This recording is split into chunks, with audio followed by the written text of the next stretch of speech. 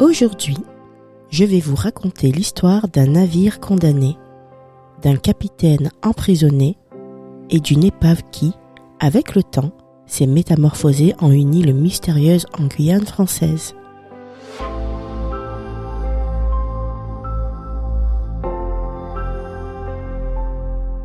Voici l'histoire de l'Edith Cavell.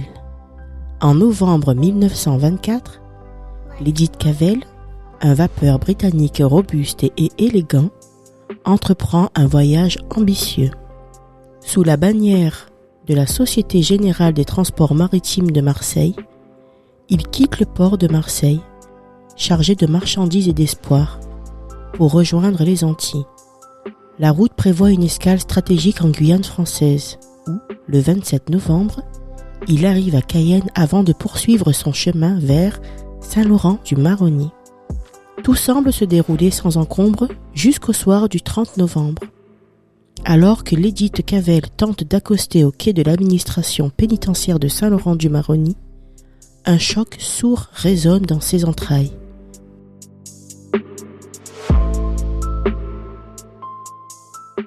Le navire vient de heurter un rocher immergé, invisible dans la nuit. Très vite, l'eau s'infiltre dans la salle des machines, mettant en péril l'intégrité du bâtiment. Les secours s'organisent. Le vapeur Maroni, appartenant à l'administration pénitentiaire, mobilise ses pompes pour tenter d'évacuer l'eau qui s'engouffre dans le ventre du navire. Les efforts sont intenses, acharnés, mais l'eau continue de monter. Inlassable.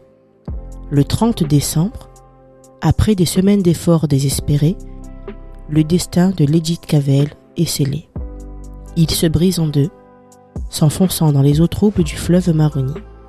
Ce n'est pourtant pas la fin de cette histoire, mais bien le début d'une tempête, non plus sur les flots, mais dans les coulisses administratives et diplomatiques.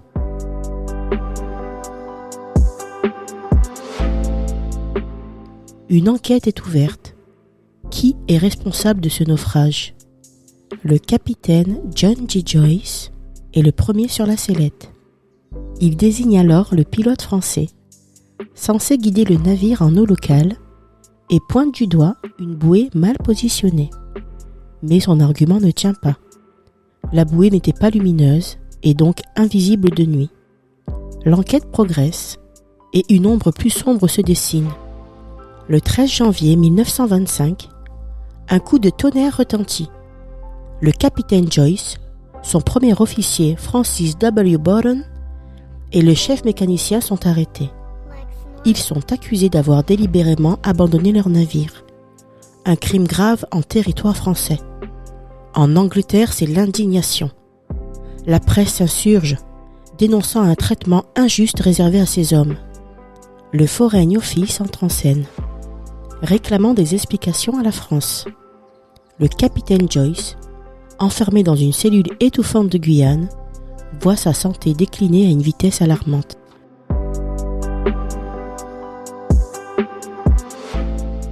Sous la pression, les choses bougent.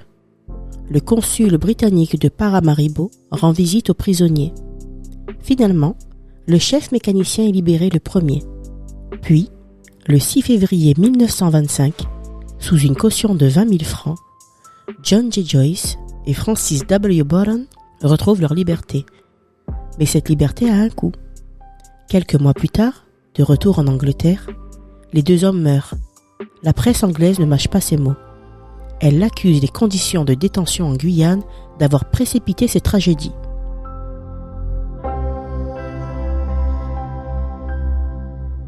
L'affaire ne s'arrête pas là. Pendant plusieurs années, elle est évoquée au Parlement britannique. Le député Basil Peto exige des compensations financières pour les familles des victimes de ce drame judiciaire. En 1927, une indemnisation est finalement versée, imputée sur le budget de la Guyane française. Mais que reste-t-il aujourd'hui de cette histoire ? Face à l'esplanade, Laurent Baudin, à Saint-Laurent-du-Maroni, repose l'épave de l'Edith Cavell. Ou plutôt, ce qu'elle est devenue.